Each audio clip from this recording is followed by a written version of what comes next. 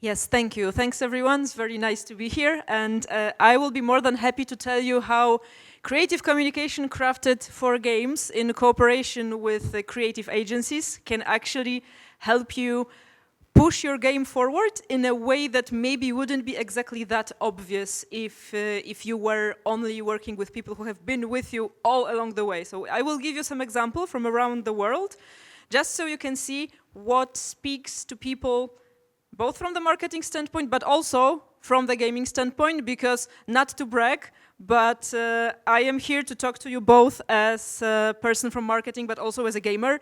These are my avatars from the games that I've only spent more than 100 hours in. There are more that I have played, but these are only my most favorite ones.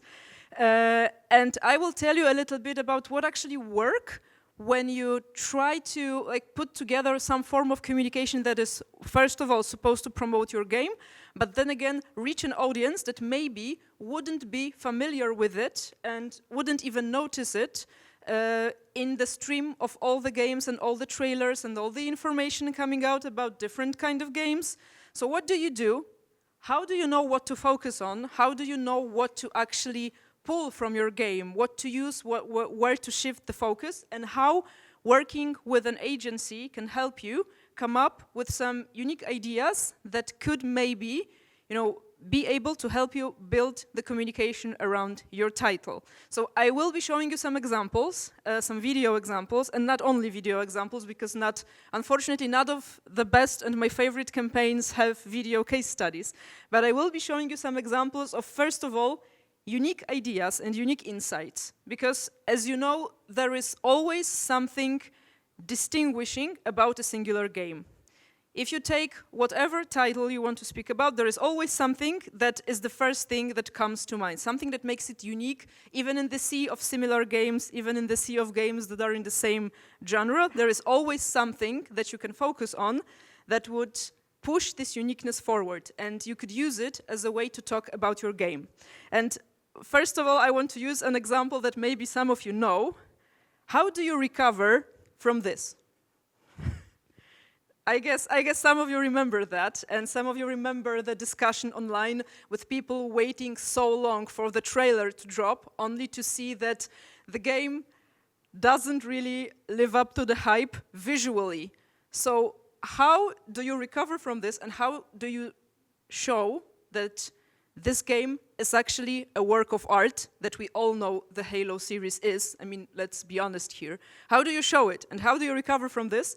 This is one way to go about this. So I am going to show you one of the ideas of a campaign that actually stemmed from this exact screenshot, and the agency actually decided, okay, let's build upon that, because this game is actually a work of art. So let's take a look.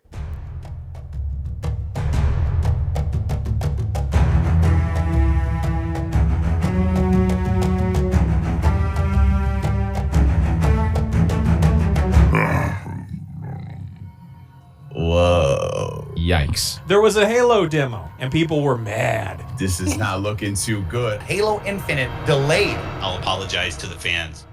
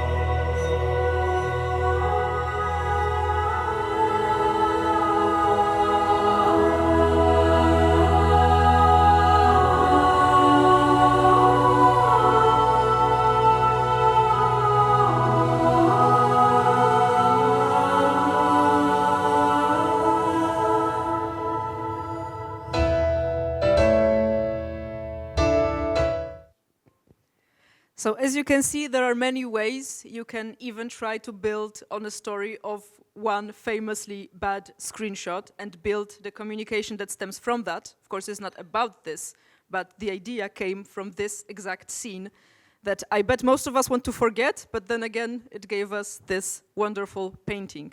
And another thing I want to show you is, if you want to market your games, you usually use your main characters to showcase what the game is about. You usually put them in different contexts.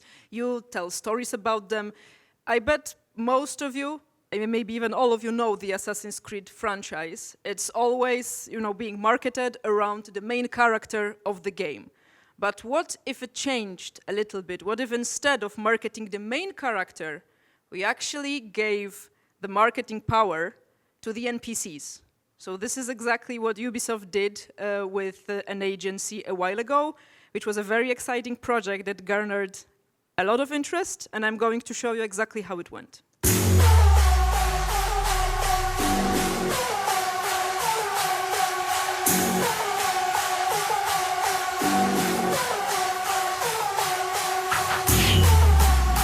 Nobody cares about my performance. You mother...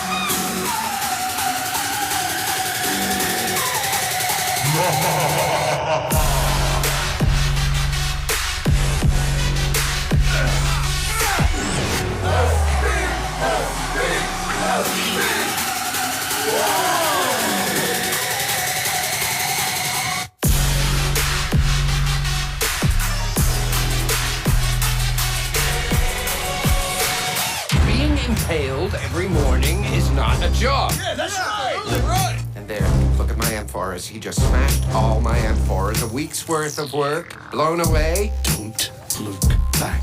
Oh, God, don't tell me it's her again. What the hell is that clown doing up there? Seriously, she's going to ruin all my frescoes. What's this again? This is face swap. Yo, Mom is so pixelated, she looks like an indie game. That's my mouth on your face. It looks more like my mouth on your face. Do you have a wife? Of course. And did you ever see her? Nope. I'm so sorry to bother you with my most intimate dream. Hector, you don't have dreams. It's like that 24/7.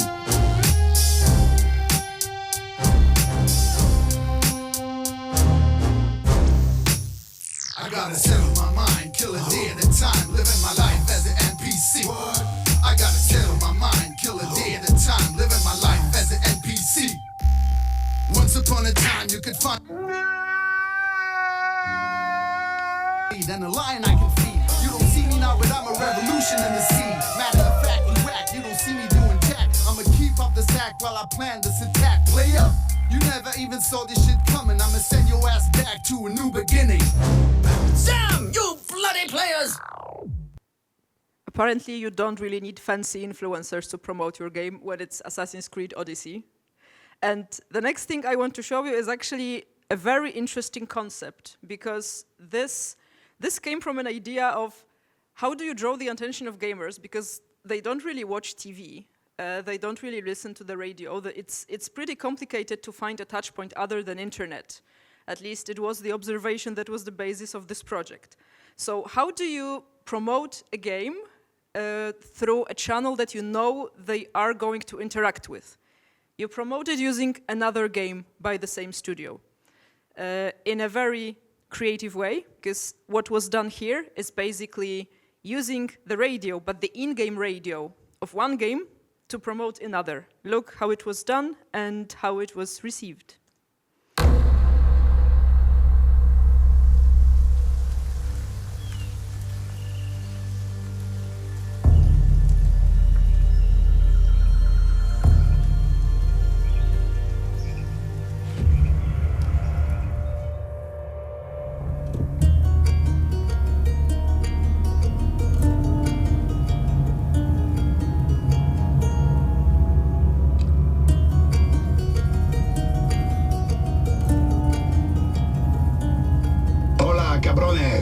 It's Juan Gomez on WMB, the sound of the road.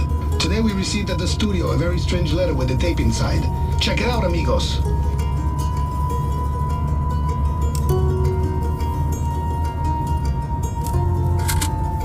Everything had been pretty stable.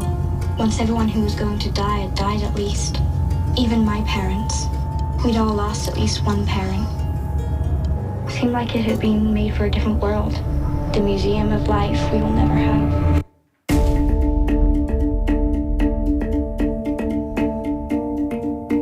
We're the adults.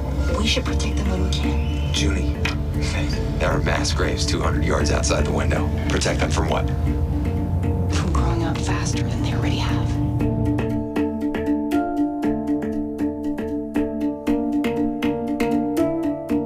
I always wanted to be an astronaut.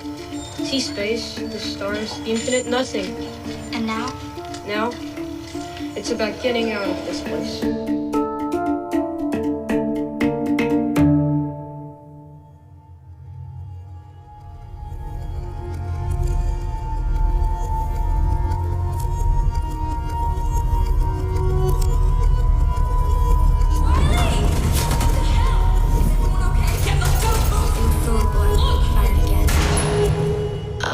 Do you think it's getting more dangerous, Vi?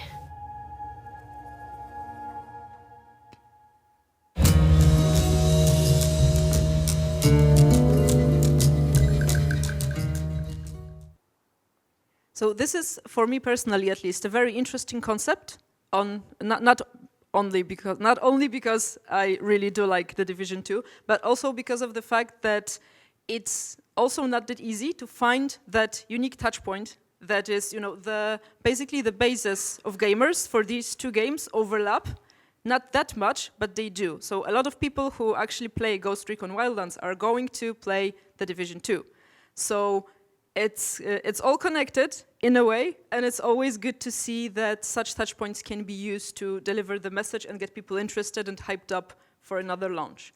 And then another thing this is actually, for Ghost Recon Wildlands as well. So I guess you are familiar with the game as well, where you as the player stand to protect the law. And this is a game about fighting with cartels, about finding ways to protect maybe not the environment in a way that is actually protecting the environment, but the towns and the people who live in the game. So how do you talk about the game? How do you bring interest to it, other than just showing a trailer where you can be the guy who saves everyone, where you can be the guy who protects everyone and the guy who stands for the law? How do you actually explain the lore of the game, and how do you make people want to be there? How do you want people to actually get in on the action and try saving the ones who actually need saving in the game? You do this by showing a world in the game without the players. So what would it look like if nobody actually came to help? So look at how it was done, because this is also a very interesting concept. Welcome to the world of Ghost Recon Wildlands, a game in which players have to save the population from a powerful drug cartel. But what does this world look like before the players arrive? A world with no heroes. The first website that shows a video game daily life before the arrival of gamers.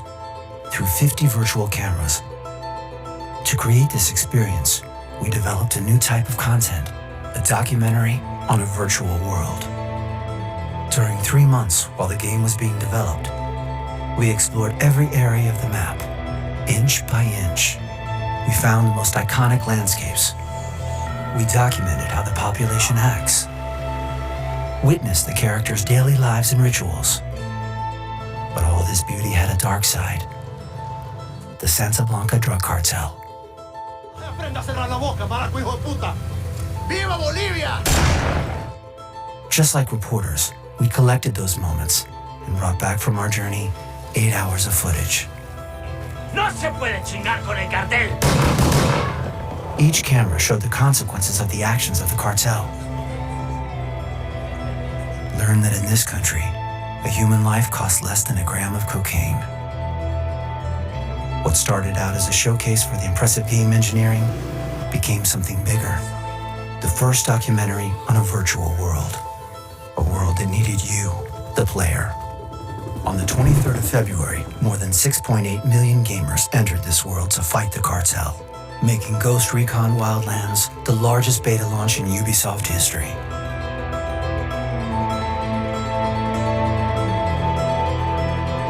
Welcome to a living world, a world with no heroes.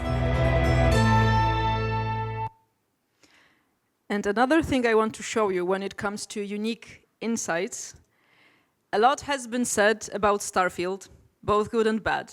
There are people who have played this game for 200 hours and still say that they are not that invested.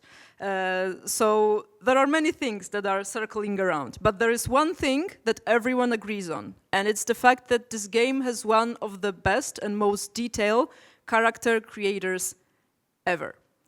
And there was an idea that maybe, if we universally agree that this character creator actually allows us to represent ourselves, I mean, you could see I was able to make a character that looked almost exactly like myself. So why not use it to do something good? Because this is also a way, I mean, Titus was already showing us some of the examples how games and brands can connect for good, but how can we actually use a game mechanic to do something good that could also be a way to, at the same time, promote the game? So look what was done with the character creator in Starfield. Starfield broke gaming records in 2023. Today is when tens of millions of Game Pass players are going to get to play. One of its most impressive features was character customization.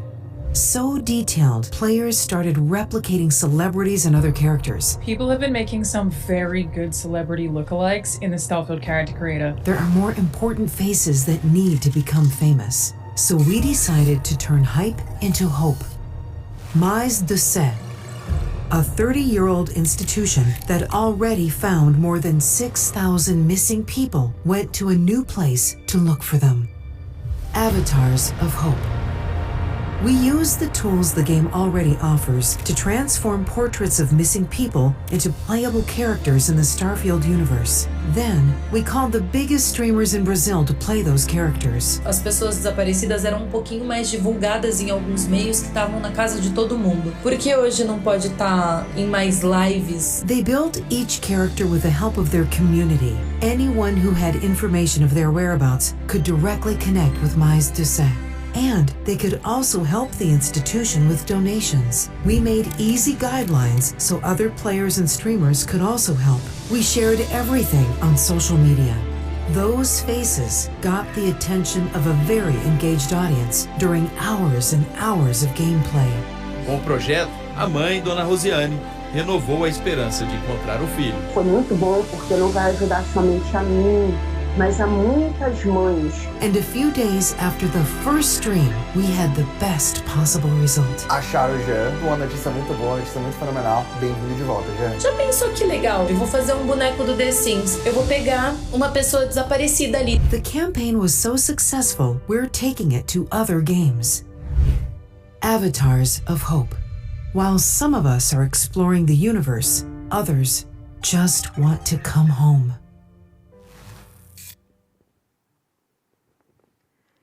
And another thing that could be interesting to you is, you know that most of the games we play are based on character progression. So basically you need to do things that unlock different possibilities for your characters, different characteristics. You do things that make you stronger, you gather XP, you gather whatever else points there are to gather in the game. But the problem is that you always do it by sitting down in front of your PC, console, or whatever it is that you are playing on. So there have been many ideas, many tries, many approaches to finding a way to actually make gamers move more instead of having a sedentary lifestyle. And there is an idea that was launched last year that actually allows you to progress your character by doing physical things in the physical world, not in the in-game world, but by actually going to the gym and working out, and see how that, no pun intended, worked out. Many gamers nowadays follow the same principle. The more you play, the better your character gets. Quero conquistar tudo Quanto tempo no jogo eu falo? 12 horas. 18 horas de game seguido. E quando eu vejo, eu tô... So far, so good. The thing is, you might spend more time than you expect. As many gamers became sedentary, Ubisoft decided to help. By encouraging players to go out and exercise while still progressing in one of our most popular titles, Assassin's Creed Valhalla. How? We'll reward them just as if they kept playing. They just have to go to the gym. Ubisoft presents Assassin's Creed Buff Your Main, turning your gains into your characters' gains. We teamed up with gyms so that whenever a gamer trains, they'll get an item that boosts their in-game physical abilities. So they'll improve their character in-game and in real life at the same time.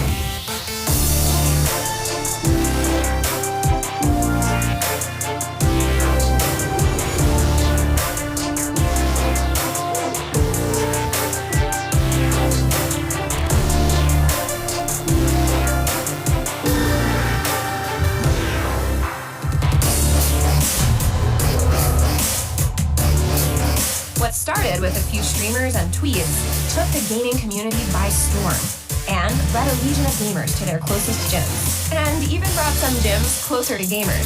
Within the first month, over 25,000 upgrades were claimed. Thousands of players rebalanced their time spent at the gym and in-game, and people got hella jacked. Okay, this part's gonna take a bit longer.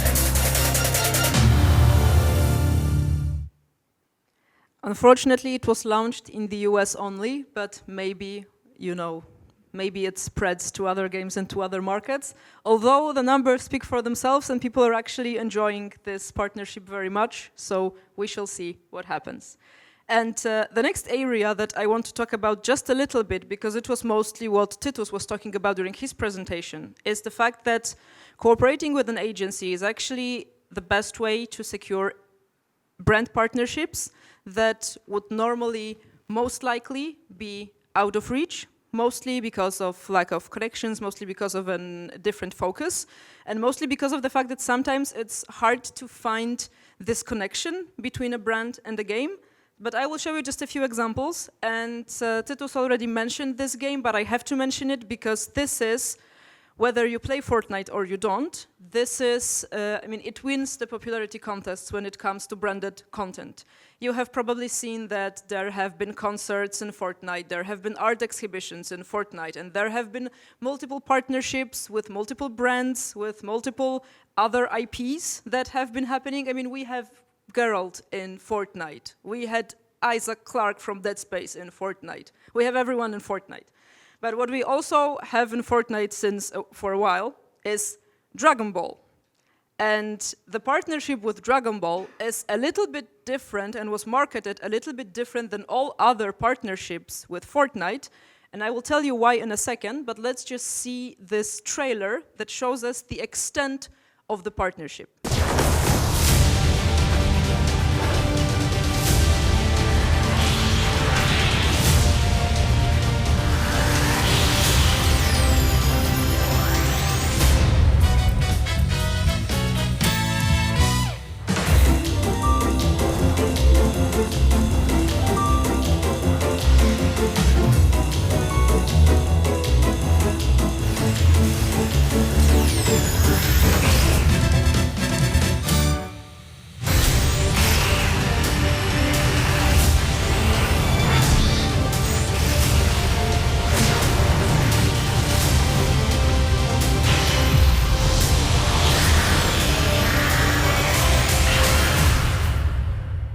So for the partnership with Dragon Ball, it wasn't just the skins, which it usually is when it comes to Fortnite partnerships, but it was an entirely new game mechanics. It was the flying cloud that you could actually use, the Kamehameha that you could learn.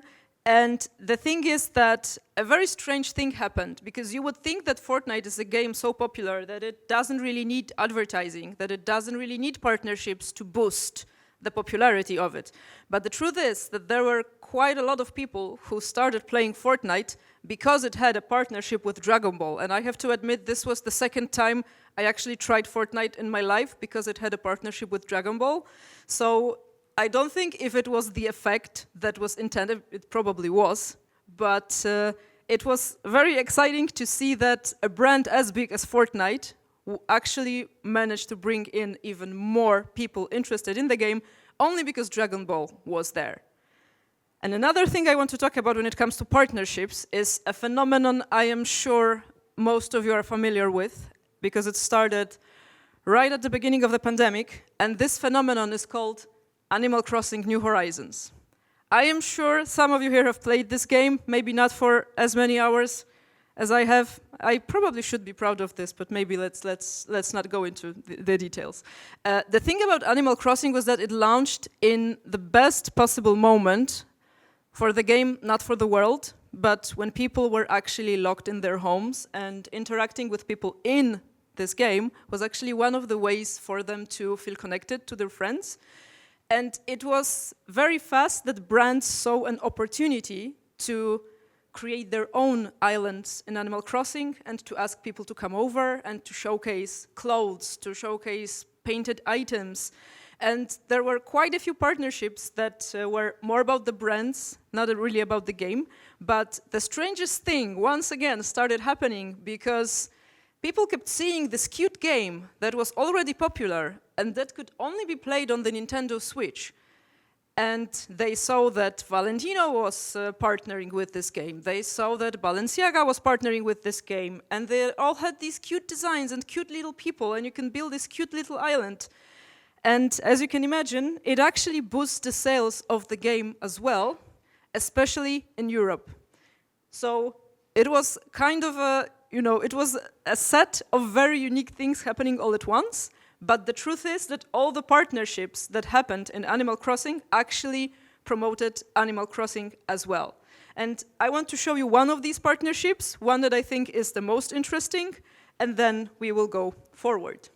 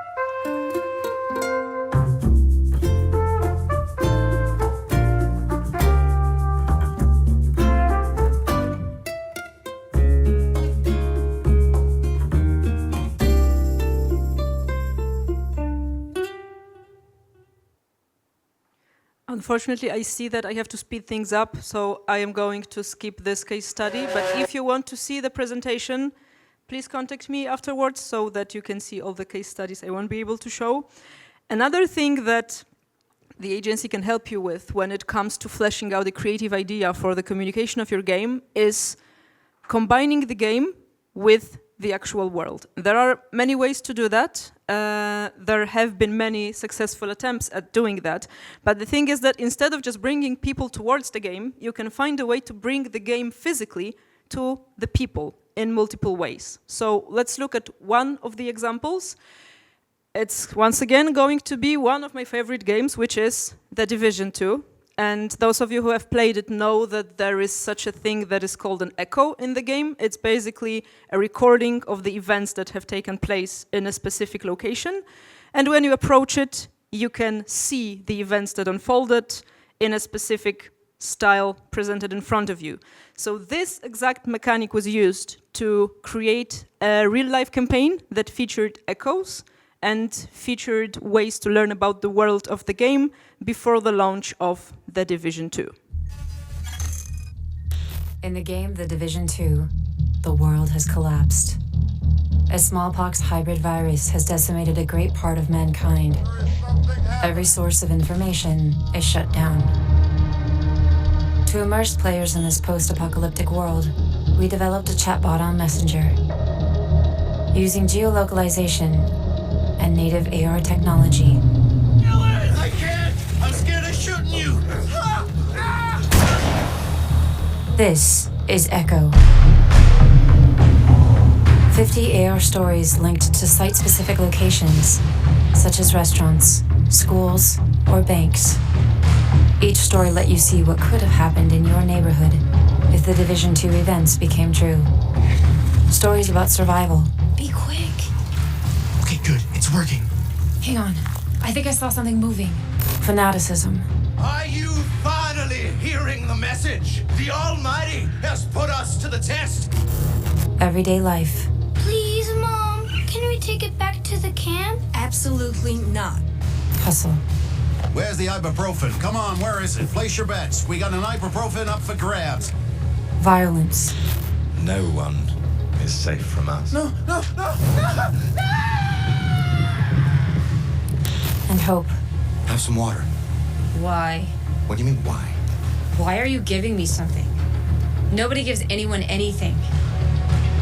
When discovering echoes, players unlocked rewards.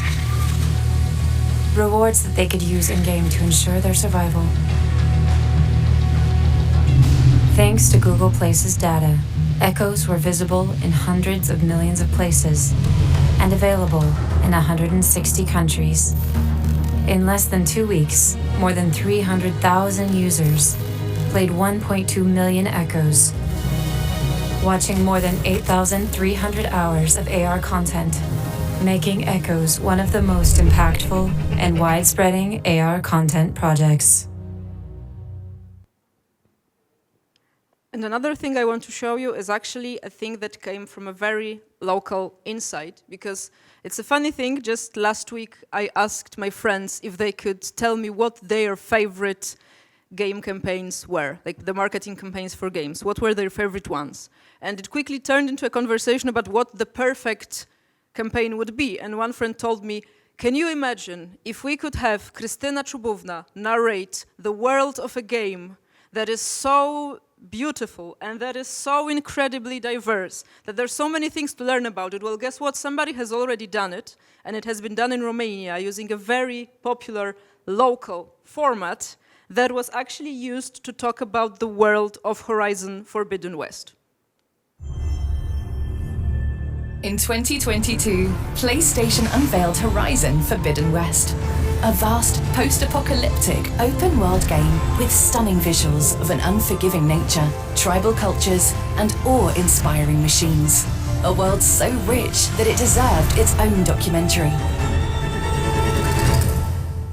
But long before Romanians had the Discovery Channel, National Geographic, or David Attenborough's life, they had something far more beloved.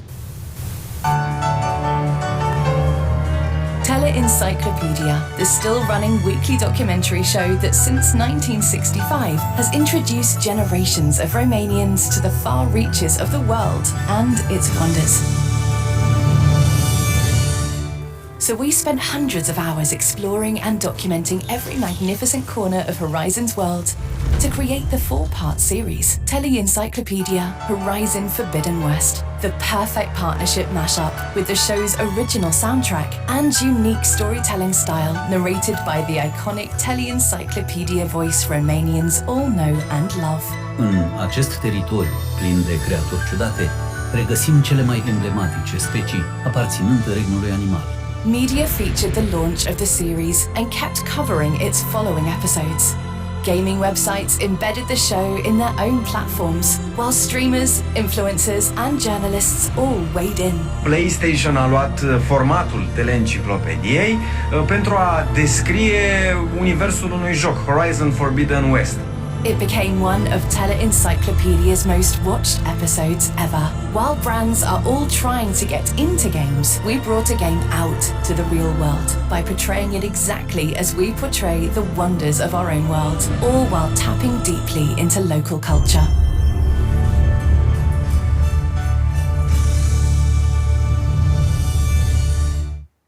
I would still like to see that documentary with Krystyna Czubówna, maybe someday. I'm sorry, but I'm going to skip this one as well because of not enough time.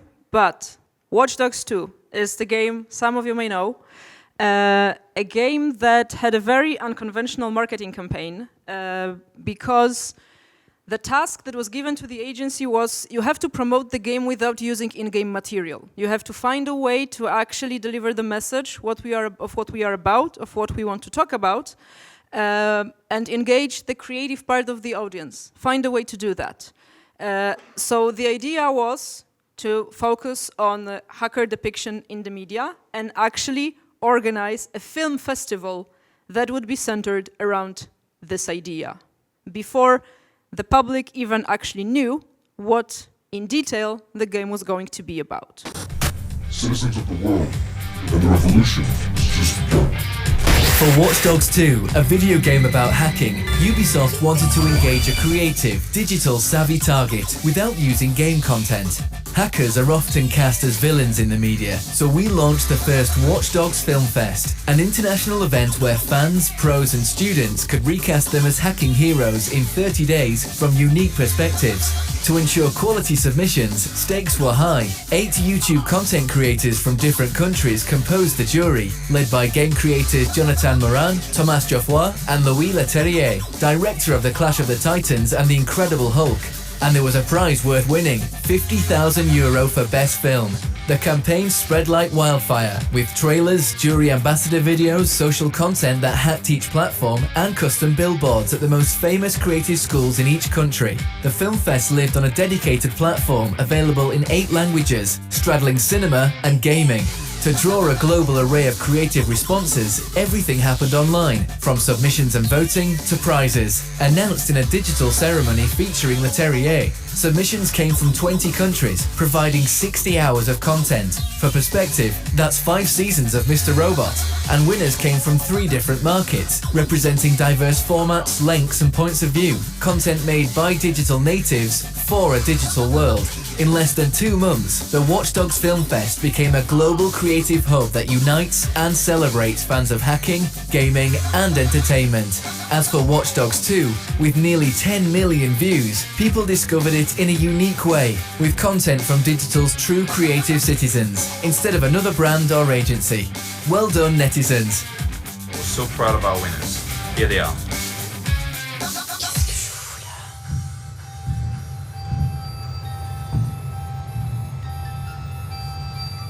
J'aurais dû écouter mes parents.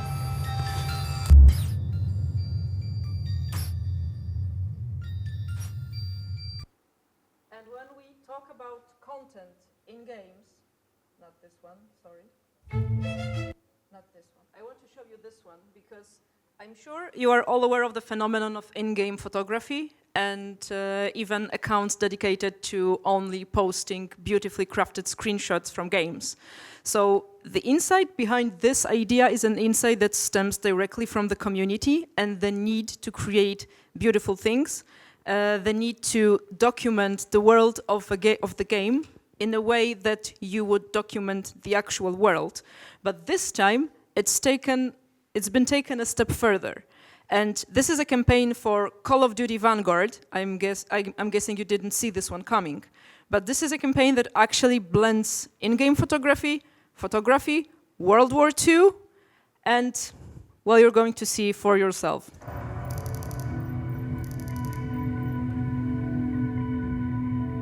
In all the years that I've been covering conflict zones, I was in Afghanistan, Syria, and Iraq.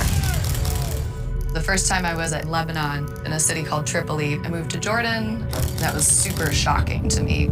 To show how real the new Call of Duty Vanguard looks, we invited real war photographers to experience and document World War II inside the game. So we've created a virtual camera. It's like a portal into the game engine. As the photographer roams through this room, they are navigating through the environment at the same time.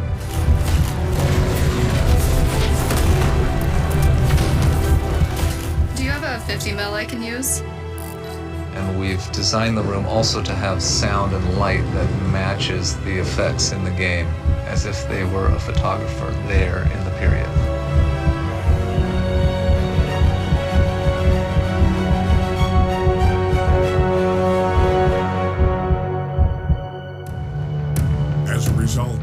Journalists captured photographs of real soldiers, real places, and real battles during World War II in a game. But they didn't stay there.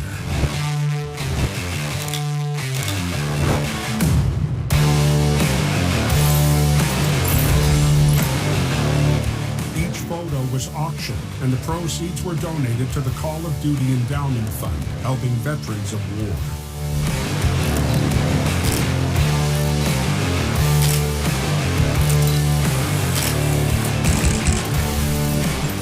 It was really fascinating to be part of a type of battle that I've never been.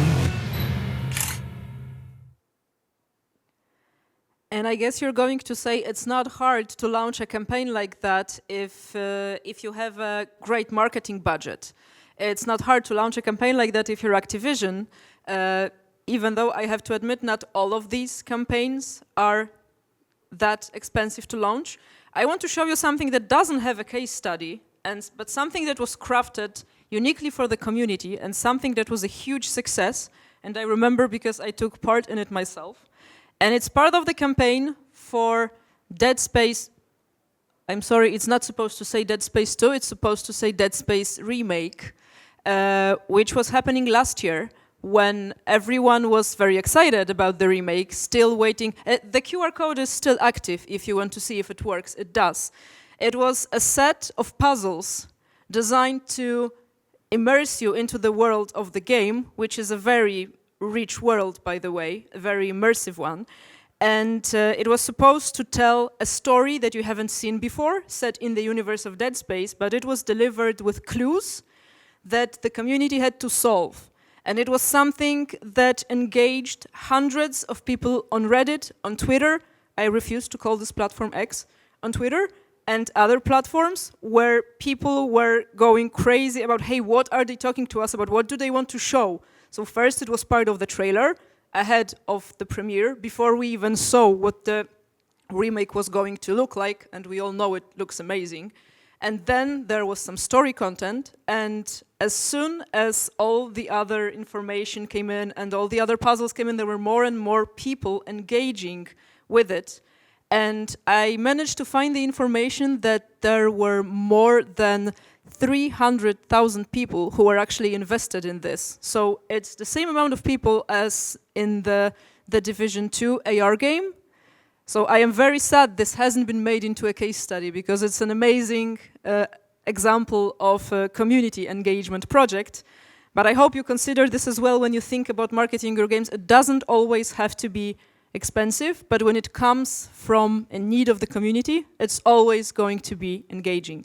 And some key takeaways for you for the end of this presentation: what the agency can help you with, what the agency can do for you if you work with a marketing agency. First of all, finding a unique insight, which is looking into your game in details and finding this one thing that we can base the entire communication on, even if it's an NPC that serves to be the hero of your communication. Reaching your target group, because it's not always an easy thing, and we already discussed this during the conversation we had before this presentation, that it's very important to know who you're talking to and how you're talking to these people. If you're talking to Dead Space fans, you know how to reach them, but if you want to extend beyond that, you need to have the correct tools, the correct touch points to actually reach this group. And the agency can also help you secure brand partnerships that can prove to be invaluable when it comes to marketing your game, and actually manage community engagement, which, as you have noticed during the multiple case studies I have shown you, is a very important thing. There's, of course, there's many more things that the agency can do for you if you decide to work with us, but I think these are the most important things that you have to keep in mind. And that's it for me. I hope you enjoyed this presentation. Thank you very much.